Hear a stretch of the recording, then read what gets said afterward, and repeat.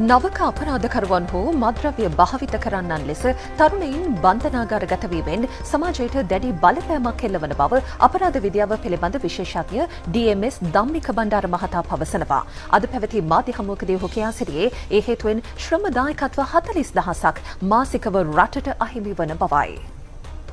නව යොමුවට පැමිණෙන තරුණයින් විසින් විවිධ ගණයේ අපරාධවලට සම්බන්ධ වෙනවා, විවිධ ගණයේ අපරාධවලට ලක් වෙනවා. අපරාධයකට කෙනෙක් ලක් වුණාට පස්සේ ඔහුගේ ශ්‍රමය සම්පූර්ණයෙන්ම රටට අහිමි වීම. මාසයකට අපරාධකරුවන් 40ත් 50ත් අතර ප්‍රමාණයක් පුනරුත්ථාපන මධ්‍යස්ථාන වලට ඇතුළත් වෙනවා. එක තරුණියෙකුගේ ශ්‍රමයේ වටිනාකම 100ක් කියලා ශ්‍රමයෙන් ගත්තොත් ශ්‍රම 4000ක් විතර අපිට මාසයකට අහිමි වෙනවා. ඒ අහිමි වීම මොනම හේතුවක් නිසාවත් මොනම අංශයකින්වත් මොනම කොට්ටාසයකින්වත් නැවත අපිට පරිපූර්ණීය කරන්න බෑ.